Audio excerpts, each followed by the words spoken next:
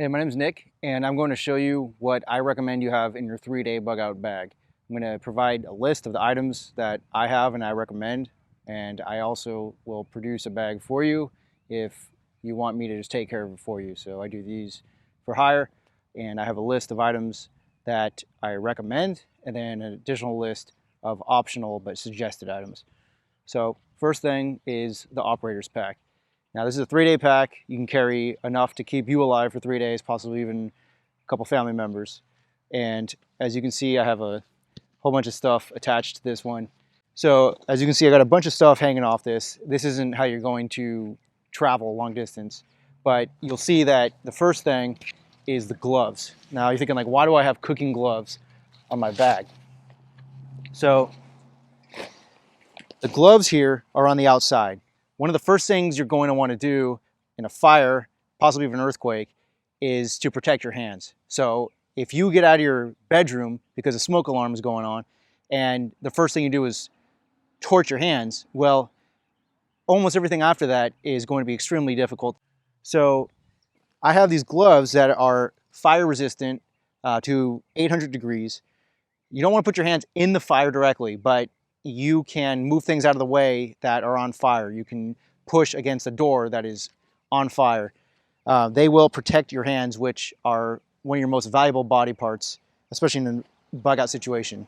You'll also see that clipped to the outside is my headlamp. So if you have to get out and it's dark, you need to have access to light immediately. So that's why I clip these things to the outside of my pack. So I wake up, I hear a smoke alarm, I can tell that it's actually a real smoke alarm. I see or feel or smell the smoke, the fire, the heat.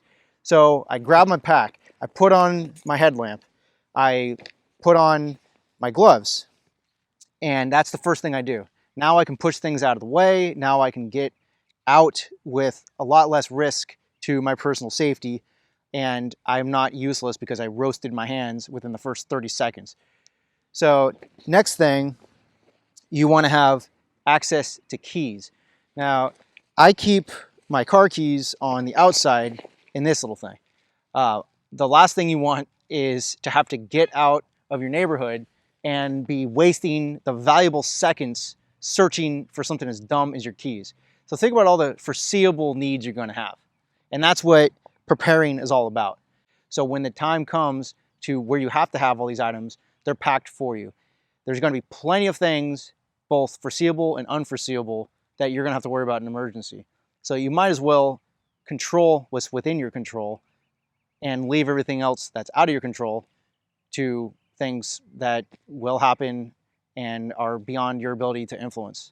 But the more you can control, the better your odds of survival, the better your ability to help others survive, your comfort. So think about what you're going to need on a daily basis, and that is what this 3-day pack is designed around. Now you'll see in my pack, everything is rechargeable, or what I mean is you want to give yourself the maximum longevity. And if you just carry stored water and batteries, you're going to be okay for a little bit, but once those batteries are depleted and once you've drank your water, those containers are useless. So you want to carry a nominal amount of water to get you to a place where you can start searching for your own water source. So you will see there are 2 water bottles in here, and they're stainless steel. So I have 1, 2, and I keep these filled. All right, that's a no-brainer. All right, so I keep the water bottles filled so I can get to a place in a day or two where I can start generating my own water. So you'll see this pack has a camelback compartment. Camelbacks are fine, but if you need to generate your own water supply, a camelback is not going to do it. Now you can carry iodine tablets, you can carry a sterilization pen, which I have in here, but even better is this water bladder. So you can filter your own water. You can go down to any of the creeks. So where we live in San Diego, there's creeks all throughout the area. You can even take water out of the toilet, not the bowl, but the reservoir that feeds into the bowl. That water you could probably drink right out of. I wouldn't recommend it, but filter it. So you put the water in the bag, and then it's gravity feed. So you can hang the bag, or you can hang your entire 3-day pack. So this comes with a carabiner. You take the carabiner off, and then you just hang the entire bag. And there's a straw that feeds through here. And this is it. So keep this higher than where you're located, and then the gravity will feed this down, and now you can drink out of here. And it has a pop cap, so you can just let the water pour, you know, if it's high enough, or you can just drink it like a straw. And so as long as this is higher and there's gravity, it's going to be able to feed like that. You can fill a water bowl, you can drink right out of it. But that is your filtered water supply, and you can basically charge it again and again because it filters through here, and that'll last you a long time. Now all this stuff is quality in mind. It's enough to be able to camp with it. It's not just for a once and done in a bug out situation. You can take this camping and use it, and you should take this camping and use it because you don't want to figure out how to use your gear when you're in an emergency. Okay, next I have waterproof paper and permanent pens. So this is Write in the Rain. It allows you to take notes, leave emergency messages. I would also recommend writing down your addresses of 5 people in different locations that you could stay with in an emergency. So think about someone who might have a farm.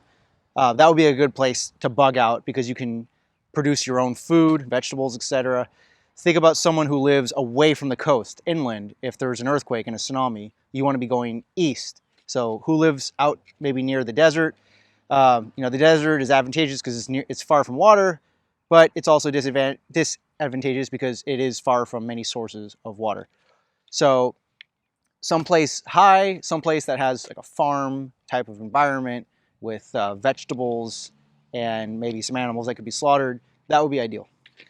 But the point is, write down those addresses, the phone numbers of 5 people you could stay with, and have that on your waterproof notepad because this could be submerged, and as long as it's written with Sharpies or the space pens, which are decent. I mean, they're over-engineered for what you're going to need, and they're expensive. I find Sharpies work just as well if you let them dry. Have that already marked in here. All right, next, a compass. So in addition to writing down those addresses, you should also have a map or a road atlas if you have room in your pack, but a foldable map with all of California would be good. And then you would be able to navigate if your car works, if it's not an EMP attack, if you have gas. Otherwise, you know, you might have to use bicycles to get your family somewhere you need to go. You could carry your bag on your back while you ride your bicycle. Yeah, I mean, worst case is an EMP attack, some kind of nuclear attack. It wipes out all the electronics. So make sure you have a mechanical bicycle that doesn't have electronic shifting. Yes, that's a thing if you aren't a cyclist. And that could be your emergency escape vehicles. So the emergency mirror on here, it's not for making sure your face is fantastic.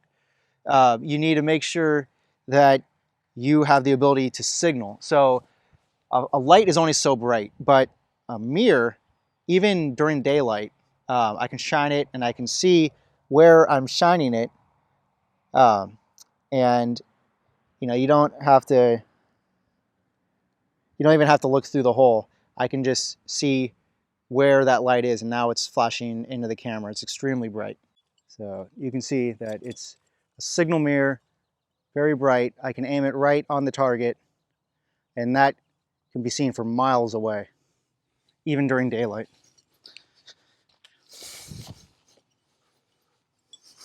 An emergency fire starter. So now when things are important enough, you need redundancy.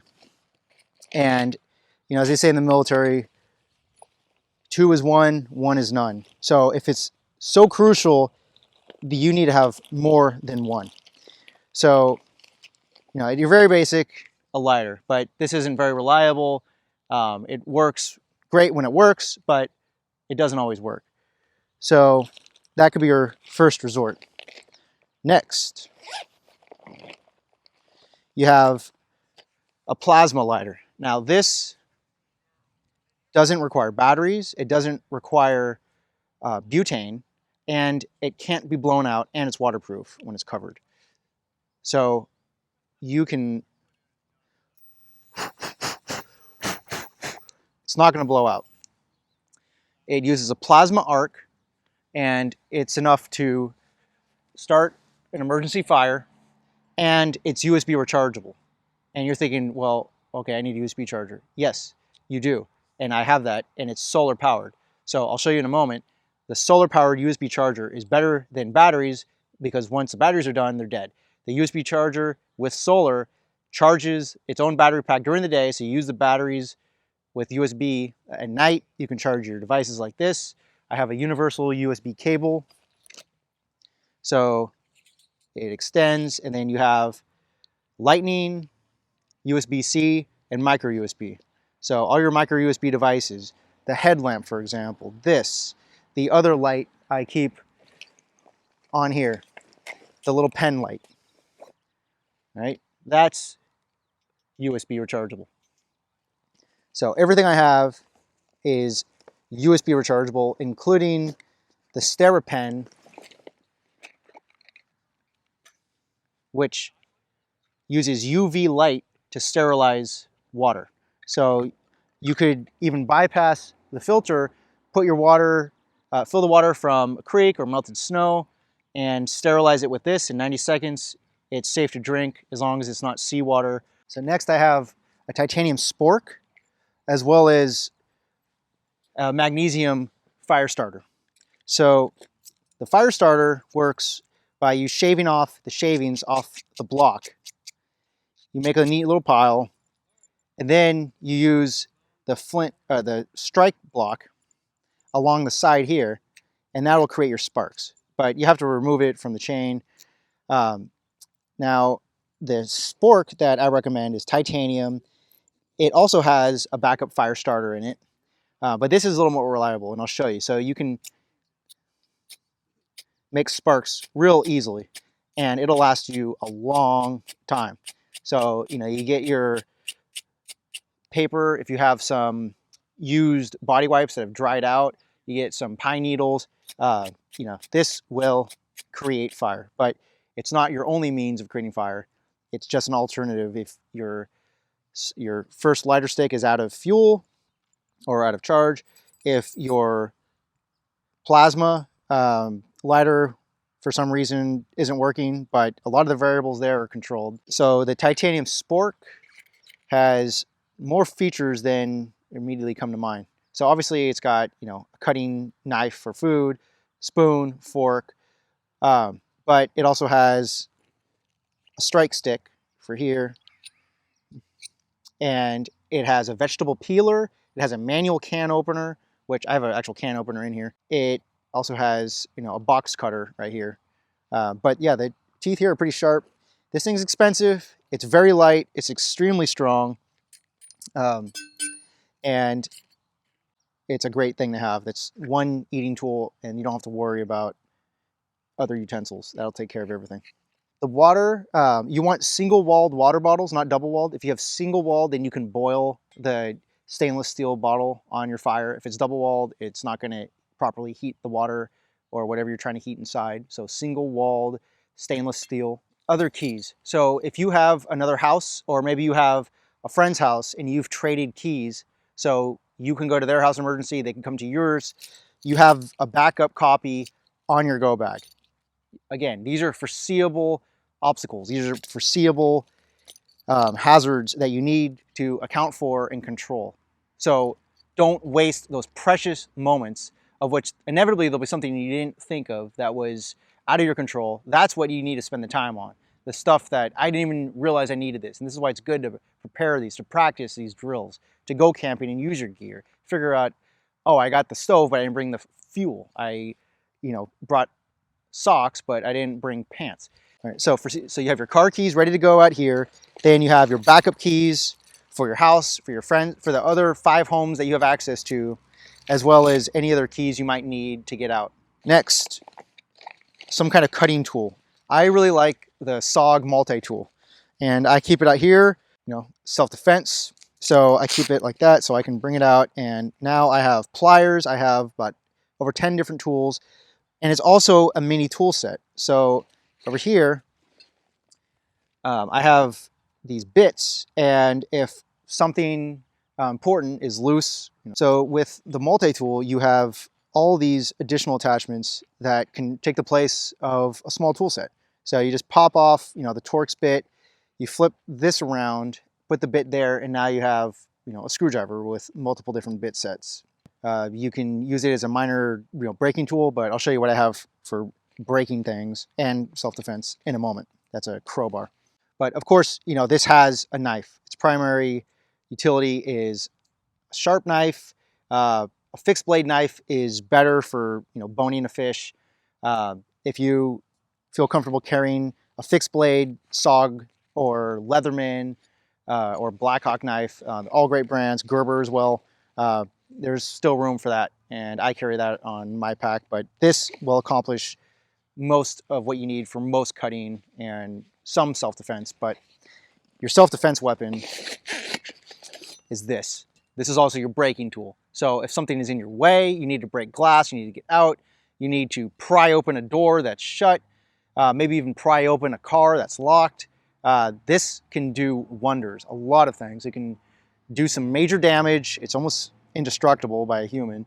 And it can be a serious weapon if someone is getting close. This has the ability to rip out nails, to smash open doors, more useful than a baseball bat. Also, I have my cooking tool. So the reason this is all effed up is I actually tested this by throwing it in the fire and seeing how long it would last. It lasted for about I had it in there for over 3 hours at a blazing fire, and it cooked the meat that was in there to a char.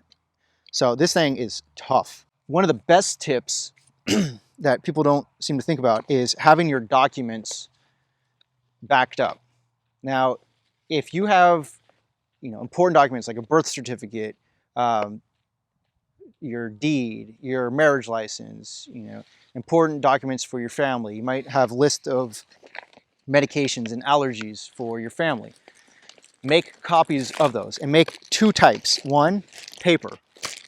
I have them in a priority mail envelope, doesn't matter, but inside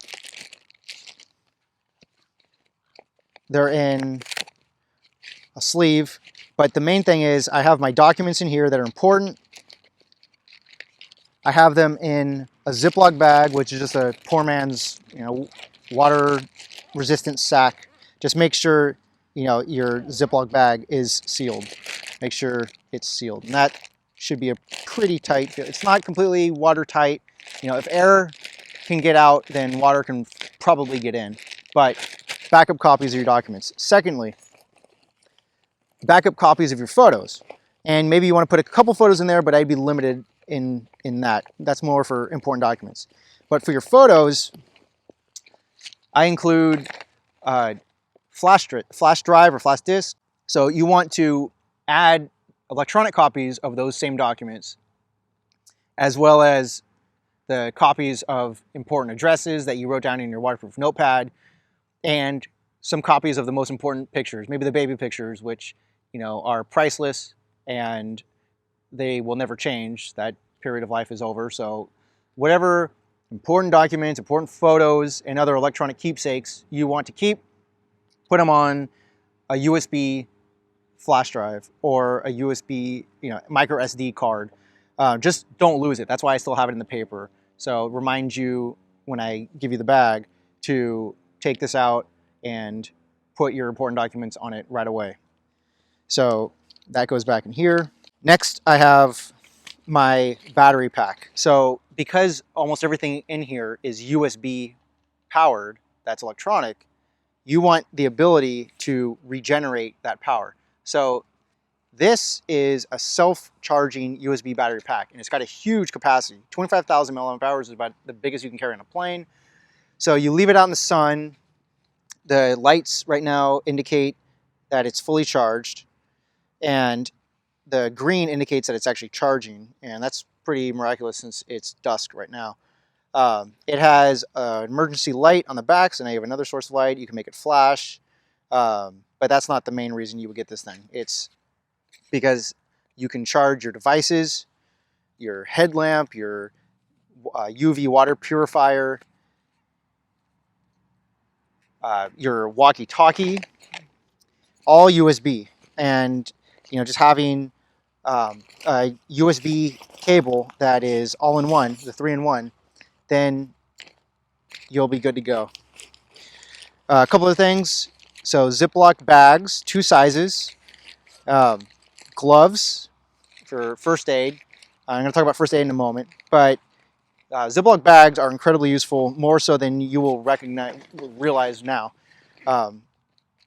Body wipes. So these are dude wipes. Yes, women can use them, and they're shower wipes. It's a shower in a bag.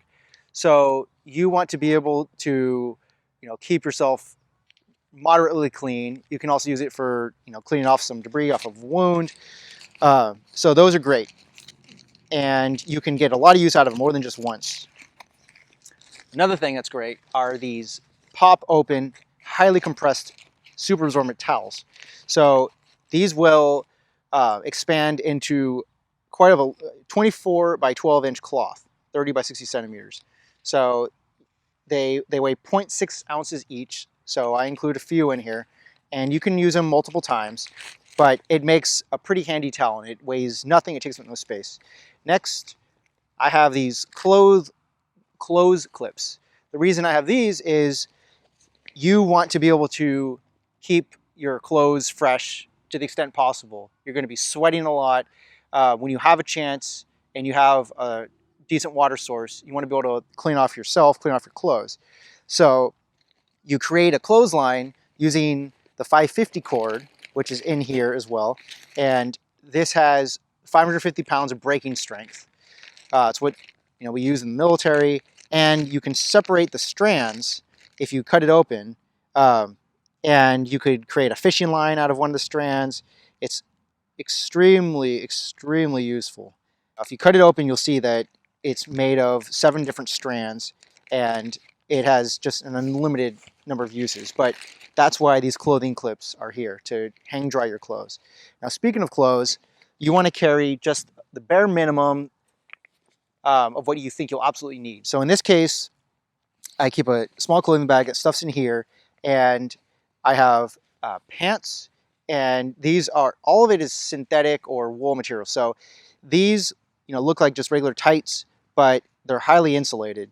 You can see here, this is how they're inside. So you want the max amount of utility in the least amount of space, because you are limited. You want to get the most you can out of the limited space you have. So those are the tights that I wear, and those will greatly increase my warmth when I'm sleeping, when I'm walking around at night. Next, I have a beanie, preserve body heat to my head, and I have a pop-open jacket. This is waterproof. It's a great shell, and it compresses into nothing. And lastly, I have wicking socks. These will dry very quickly. You don't need to dry them. They will hang dry, and they're also treated to be antimicrobial. Lastly, I have a liner that's also treated to be antimicrobial, and it's North Face. It's a lot more than just a regular shirt. It's very warm, long sleeve, takes up very little space because it's synthetic material. It'll hang dry, and a toothbrush. Those little things can help you cope a lot better. Now you're wondering about soap. So the biggest bang for the buck is this 18-in-1 soap. You can use it on your face. You can use it on your hands, on your body. It's non-toxic. You can use it to wash your clothes. You can use it to wash out wounds. It does everything, and it really smells decent. You might smell like a hippie, but it will clean your clothes. And I like the peppermint, but there's hemp, there's tea tree, all kinds of different scents. You want to have some trash bags. The 55-gallon contractor's bags are extremely, extremely useful. So you can make a poncho out of these. You put it on, you poke your arms through, make a little hole for your head. Now you have a poncho, and it's waterproof. And you can wear it over your backpack because it's large, and it has a drawstring at the bottom, so you can tie it somewhat tight. So those create shelter if you need to, rip it open, create a rain fly. But just wearing that at night will preserve an immense amount of body heat, or wearing it in the rain will keep you from getting soaking wet. So it's a poncho, it's a tarp, it's a liner, it's something you could put out on the ground. You can also capture water in the morning with it, capture dew. If you need to walk across a creek, they can be waders for your legs. So it augments the existing clothes you have. You don't have much room. You want to create the most amount of benefit for the limited space you have. So these synthetic tech fibers, along with a contractor's bag over it, will preserve heat and keep water out. So with food, go with what has long shelf lives. Now, there's a Mountain House Pantry that has a 15 to 20 year lifespan, maybe even longer. That requires some water, usually stay hydrated. Those are great. But you can go to the store, and if you're regularly using your pack to go camping and cycling food out, at least once a year, just use it once a year, then you can use some items from the store. So jerky generally has about a 1 year lifespan, and that's when it expires. It's still good for longer than that.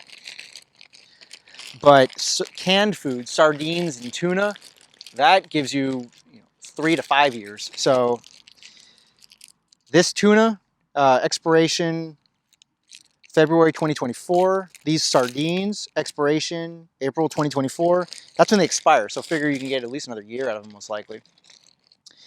And then you have that eating tool, but you need a can opener. So even though that eating tool has a can opener built in, this is a pocket can opener that I keep with the food, because you're going to be really inconvenienced if you have canned food and no can opener. Next, first aid kit and first aid guide. So I'm not going to open this to show you what's in here, but it has a lot for common injuries: band-aids, gauze, antiseptic.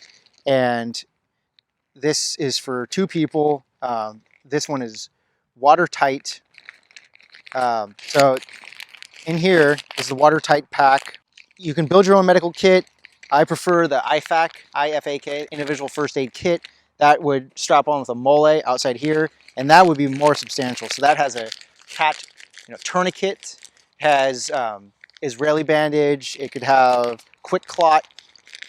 That's a little bit more complicated, but that will protect and help treat many more injuries than the cuts and scrapes and significant bleeding. This could do with duct tape, but not as well as a tourniquet would do. So this will be good for most purposes. I would recommend you build, or let me build you, an individual first aid kit, as well as chest seal for sucking chest wound if there's a gunshot. This has treatment for open chest wounds, bone and joint injuries, and I keep this in my first aid kit. So duct tape is something that every bug out bag should have. Duct tape obviously has many uses that you're aware of, and probably a lot more than that you aren't. And the duct tape that I prefer is pocket size. And unlike the roll of duct tape that takes up about the same amount of space even when it's almost empty, this compresses down quite nicely. And there are different colors, which think of the benefits you could have for that.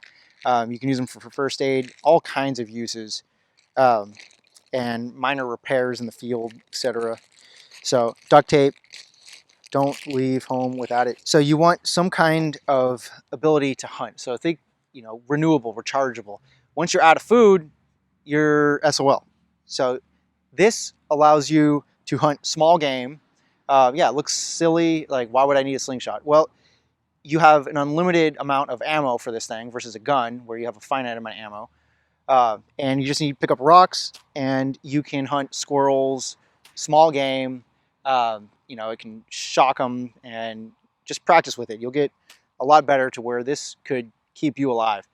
And you get the small animal, you have your fire kit, you have your 550 cord, and you can roast whatever you caught over the fire.